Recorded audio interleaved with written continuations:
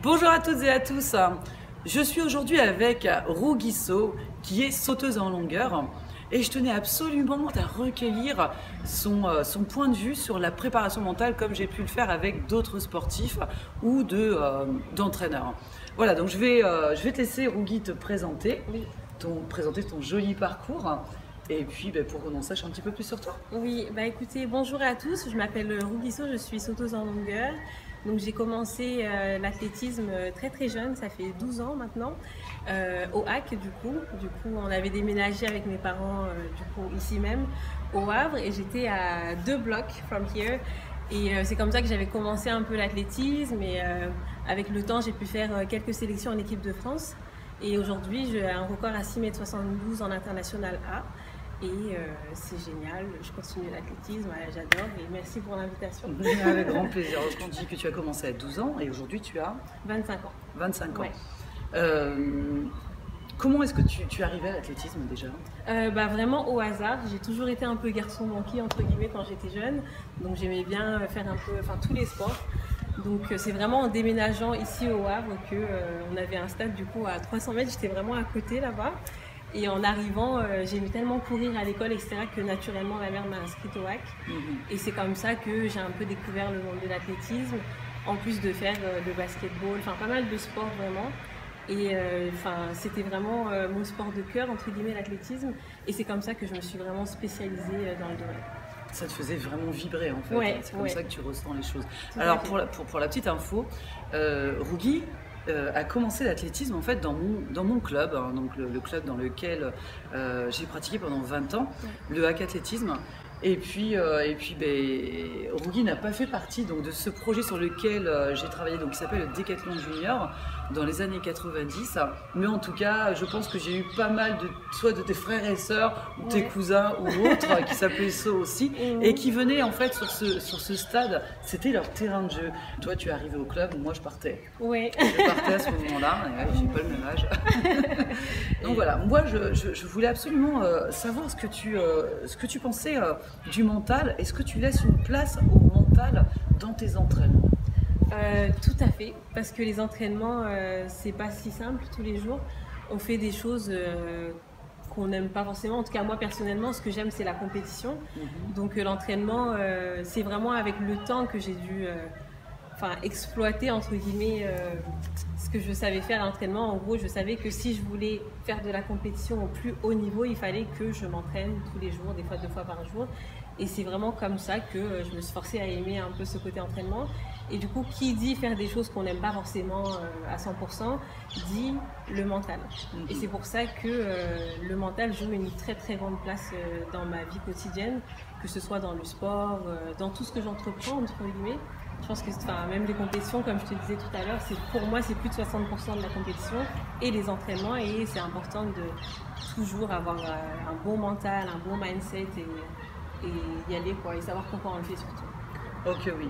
Comment est-ce que tu fais pour te convaincre de passer par ces épreuves, ces entraînements que tu n'apprécies pas forcément? Ouais. Moi c'est plus les raisons pour lesquelles je le fais. J'essaie vraiment de me concentrer sur le pourquoi je le fais que sur la séance en elle-même. Donc quand c'est vraiment très très dur, par exemple les séances de côte, donc ça pour moi c'est les entraînements les plus durs du coup en général, parce que moi je suis sauteuse en longueur, donc ce que j'aime moi c'est sauter dans le sable et c'est tout quoi. Mais autour de ça il y a les entraînements, les séances, les longues séances, etc., le lactique. Et là où vraiment moi j'essaye de me concentrer, c'est le pourquoi je le fais. Ma famille, mes motivations personnelles, c'est vraiment ce qu'il y a autour. J'essaie de me concentrer sur un peu ce qu'il y a de positif, et ensuite en fait c'est tellement obvious que du coup j'y vais naturellement en fait, et j'arrive à m'entraîner, et dès lors que je commence, je sais que je vais finir la séance.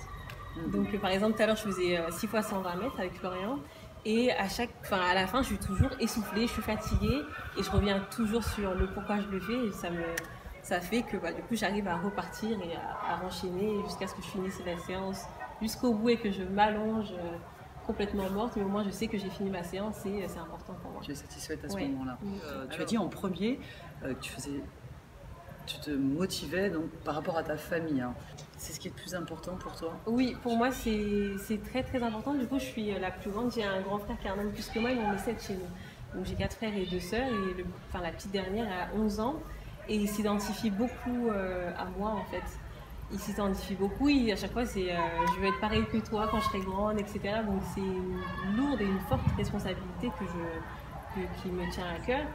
Et c'est pour ça que, oui, la famille c'est très très important pour moi. Et après, il n'y a pas que ça, il y a aussi mes motivations à moi. J'ai envie de réussir, mais surtout pour eux. C'est plus que ma propre personne, c'est une famille derrière, une nation. Enfin, c'est un tout, c'est des amis, c'est des coachs, c'est un staff entier en fait. C'est les gens qui te supportent. Et quand je le fais pas que pour moi, c'est vraiment pour eux tous. Et c'est pour ça qu'à l'entraînement, quand c'est dur, je reviens toujours à ça en fait. Et ça me permet de finir la séance. Ouais. C'est une motivation à part entière.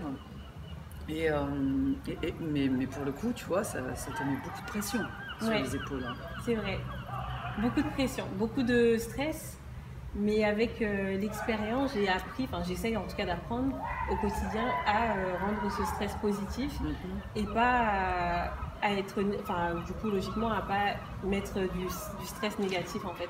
Donc à chaque fois que je stresse, moi par exemple en compétition, il faut que je stresse pour faire une performance. Ah, le stress est indispensable en fait, c'est savoir avoir cette capacité à le gérer et à le transformer en stress positif. Hein. Tout à fait. Et moi des fois je stresse pas du tout. Il y a des gens qui stressent 1 semaine ou 2 semaines avant la compète tous les jours. Moi, je stresse pas du tout. Jusqu'au jour J, ou peut-être un jour en fonction des échéances et des échéances internationales ou autres. Peut-être le jour même, je vais commencer à stresser un peu. Mais quand je stresse pas, je me dis, oh là là, ça va pas. Il faut que je stresse un petit peu pour savoir que ça va être une bonne journée. Si tu ne stresses pas tant que ça, c'est peut-être parce que tu as d'autres préoccupations que ton propre sport, parce que tu m'as dit que tu étais étudiante. Oui, c'est vrai. Après, je fais beaucoup de choses. Du coup, moi, comme je te disais tout à l'heure, ma famille, c'est important. Eux, ils n'ont pas forcément été culturellement, au début, c'était très dur de me laisser faire du sport parce que dans leur tête, c'était les études d'abord, il faut réussir les études. Moi, la famille, on est une famille africaine, je suis sénégalaise d'origine, donc c'était beaucoup... il faut faire des études, il faut être avocat, médecin ou ingénieur. Donc c'était beaucoup de ça. Et ensuite le sport, faut faire attention, il ne faut pas que ça prenne trop de temps. Et moi j'ai toujours voulu montrer que j'étais capable de faire, d'allier en fait un double projet.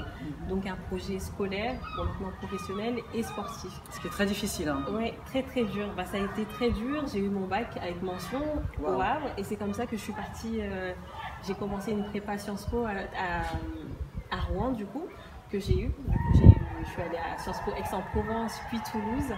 Et c'est vrai que c'était très très dur d'allier les deux, les équipes de France et Sciences Po, du coup, parce que c'était compliqué d'avoir des aménagements appropriés pour une sportive.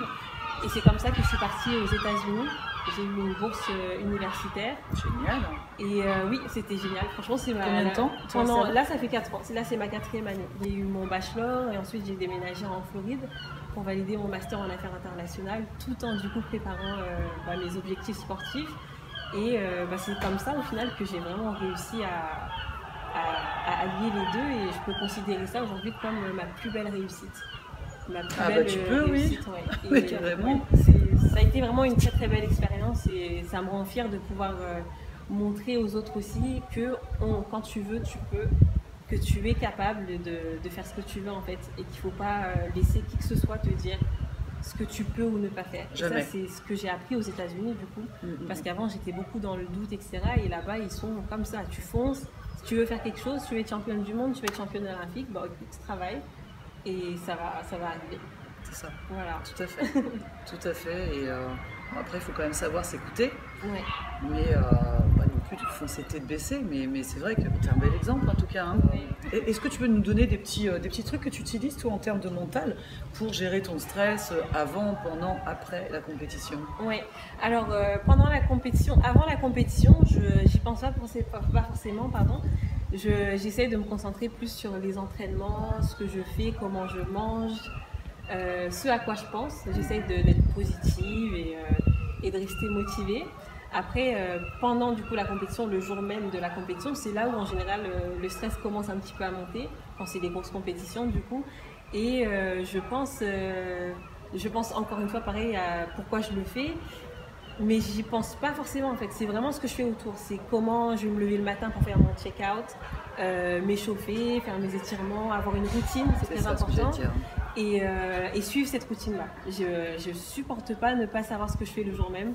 J'aime bien savoir qu'à telle heure, je vais faire ça et ensuite, à cette heure-ci, je vais faire ça. J'essaie vraiment de m'organiser pour pas créer de stress et pas qu'il y ait, par exemple, des retards. Parce que moi, j'ai toujours été une grande retardataire quand j'étais jeune. Et jusqu'à aujourd'hui, j'y travaille. Et du coup, c'est pour ça que aux États-Unis, on nous a vraiment appris à nous organiser. Et c'est vrai que ça retire le stress, en fait. C'est super important. Parce que les choses annexes, entre guillemets, tu n'y penses plus parce que tu sais que tu es organisé le jour même. Et après, j'essaie de me faire plaisir. Je pense que quand on est jeune, on ne se rend pas forcément compte de la chance qu'on a. Et aujourd'hui, du coup, avec l'expérience, les blessures, etc., tu apprends à apprécier ce que tu fais. Donc du coup, j'apprécie le moment présent, le fait d'être là, d'être capable d'aller en compétition.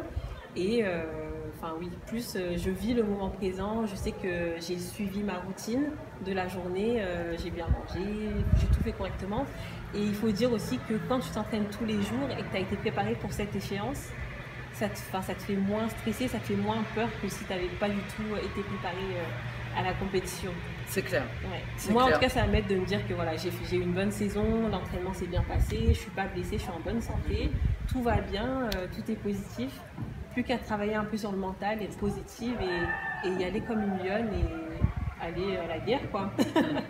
Voilà. Alors je reviens sur le plus qu'à travailler le mental. Ouais. Tu m'as dit que le mental était important. Plus que, ouais, c'est vrai. Mais c'est primordial en fait. C'est vrai. C'est primordial. Et effectivement, le fait de préparer à l'avance son sac, donc de mettre en place cette routine, ça enlève beaucoup de stress. Ouais. Tu utilises la visualisation mentale? J'essaye, oui, beaucoup. Depuis cette année, avec Dwight Phillips, du coup, ça a été mon nouvel entraîneur quand je suis déménagée à Atlanta. On a beaucoup travaillé là-dessus. Il prend souvent des vidéos à l'entraînement pour que tous les soirs, j'essaye de me regarder comment je courais, comment est-ce que je peux améliorer les choses, etc. Et pendant la compétition, du coup, ce que je fais, c'est que j'aime bien, même avant des fois, juste m'allonger et penser à comment la compétition va se passer, comment je vais m'échauffer, comment je vais prendre mes marques, mes premières foulées, le saut, même après compétition, visualiser ma réussite. C'est super important. Et après, on ne sait pas ce qui va se passer. Peut-être que ce sera une réussite ou un échec, mais visualiser vraiment toutes ces phases-là, en fait, ça te permet de vivre la chose comme si tu l'avais déjà vécue. C'est ça, tu utilises tous tes sens. Voilà, c'est ça. Et ça fait du bien. C'est puissant en fait. Ouais. La projection mentale de réussite, c'est vraiment un outil puissant et que tout le monde inconsciemment utilise quasiment. Mais voilà, on ne s'en rend pas compte et puis on le fait en fait. Mais parfois, on le fait, mais ça va générer du stress. Parce qu'on ne va pas maîtriser en fait cet outil correctement. Oui. Donc il faut apprendre à le faire. Et donc, ouais, dans la préparation mentale, ça en fait partie. Ouais. Ça en fait partie. Donc, tu as parlé de la nutrition, ça aussi, c'est essentiel. Ouais. Moi, du coup, avec le virus, je suis rentrée chez mes parents pendant 2 mois, du coup, et j'ai pris 10 kilos. Je pense que au début, comme je te disais, j'ai mal vécu le fait qu'on reporte les Jeux Olympiques, etc. Parce que j'avais eu ma routine, tout était cadré pour que l'année se passe bien comme on l'avait prévu. Au final, les choses arrivent et c'est vrai que le fait de rentrer, etc., j'ai vraiment pris 10 kilos et ça m'a pris... après, moi, je prends très très vite et je perds le poids très très vite aussi, mais c'était une épreuve très très difficile. Bon, du coup, c'est pour ça que je suis allée m'exiler à Toulouse avec Dominique Hernandez et c'est là où je m'entraîne et je perds mon poids, etc., donc ça va, tout va bien, mais c'est vrai que c'est pas facile. Des fois parce que la famille, des fois ils comprennent pas, ils se disent bon allez on mange, on est en famille, on se voit pas souvent, on va manger. Puis au final tu manges et après tu t'oublies. Donc c'est vrai que tout ça c'est de l'organisation, il faut faire attention à ce que tu manges. Et quand tu es athlète de haut niveau, j'ai envie de dire que tu n'as pas le choix en fait. Ok oui, ouais. mais l'alimentation, le rapport à l'alimentation est émotionnel. Hein. Ouais. Et là, le fait d'avoir été confiné, ça a quand même bousculé pas mal de personnes. Il y a eu beaucoup de peur, de doute, au-delà du fait que les jeux étaient reportés, donc les objectifs évidemment pour toi il n'y en avait plus, il n'y avait plus d'espoir. Il y a aussi tout ce que tout le monde a ressenti, la peur, la peur de perdre nos proches, je pense bien plus que la peur d'avoir quelque chose. Exactement. C'est la peur de perdre nos proches, parce que ça nous touchait tous. Oui. Et tu as eu ça aussi à gérer. Oui, carrément. C'est vrai que c'était beaucoup. C'était beaucoup. Après, ça l'était pour tout le monde. Il y en a qui ont aussi perdu des poids, donc ça devait être beaucoup plus dur. Mais c'est vrai que moi, du coup, à mon retour, par exemple, je ne suis pas rentrée directement chez moi. Je suis allée me confiner toute seule à Rouen pendant quelques temps avant de rentrer, etc. Et je pensais souvent à eux. Puis mes grands-parents, c'est pareil, tu y penses et tout, tu te dis j'espère qu'ils vont aller bien. Et aujourd'hui, par exemple, mon grand-père est un peu malade, il a été hospitalisé il y a 3 jours. Donc c'est très très stressant. C'est très stressant. Mais je pense que ça l'est pour tout le monde, donc il faut vraiment essayer de rester positif et voilà, j'espère que les choses vont s'arranger rapidement. Mais oui, en fait, voilà, c'est tout un état d'esprit à avoir, tu l'as dit, avoir le mindset. Et puis, quand on prépare mentalement une personne, eh bien, on s'occupe de cette personne dans sa globalité. On l'accompagne de façon vraiment globale. Et parce qu'on ne peut pas considérer une personne juste en tant qu'athlète, c'est impossible. On doit prendre en charge, en fait, son anxiété, dans la vie de tous les jours et pas seulement sur le terrain. C'est impossible. Tu as déjà eu à faire un préparateur mental. Oui. Donc tous ces exercices de visualisation, tout ça, tu les as appris à ce moment-là? Oui, j'avais vraiment beaucoup appris. Après, on faisait pas mal d'exercices du coup de visualisation. Je parlais beaucoup, du coup peut-être que j'avais besoin aussi de m'exprimer et elle m'écoutait beaucoup. Et je pense que c'est très très important, pas forcément que pour les athlètes de haut niveau, mais pour un petit peu tout le monde, d'avoir un préparateur mental, que ce soit n'importe quel objectif que tu puisses avoir, c'est important d'avoir quelqu'un qui te coach. Si aujourd'hui il y a des athlètes qui ont des coachs par exemple, c'est parce qu'ils ont besoin d'être coachés. Les entrepreneurs, ils ont besoin d'être coachés aussi, ils ont des coachs. Donc c'est important de travailler avec des professionnels comme vous du coup, qui puissent du coup nous accompagner dans notre projet et d'une manière très très professionnelle du coup arriver à nos objectifs. C'est très très important de donner la place du coup au préparateur mental parce que quand tu as des grands objectifs, il faut mettre les moyens, il faut un bon staff qui t'accompagne pour réaliser cet objectif-là. Donc là, au niveau de tes projets, les jeux, évidemment, donc là, tu es reparti, mais prochainement, tu fais le meeting de... Ouais, alors là, du coup, j'ai le meeting de Bruxelles dans 1 semaine et demie.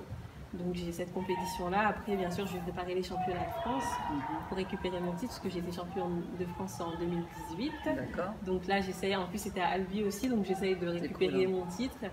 Et voilà, juste me faire plaisir. Vraiment, cette année, je l'utilise pour me concentrer sur ce que moi, je peux contrôler. Et ce que je veux contrôler là, c'est le plaisir de m'entraîner, le plaisir de retrouver la compétition et de faire ce que j'aime. Donc, me faire plaisir, retrouver des sensations et l'année prochaine, vraiment partir pour les Jeux Olympiques. Et faire les choses pour toi. Voilà.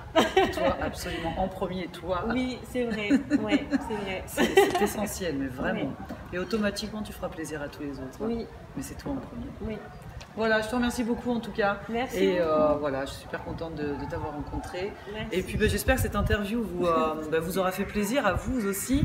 Et n'hésitez pas à regarder mes autres vidéos, aussi bien les interviews que mes vidéos autour de la gestion des émotions, l'estime de soi, du stress, et puis toutes celles qui vont arriver.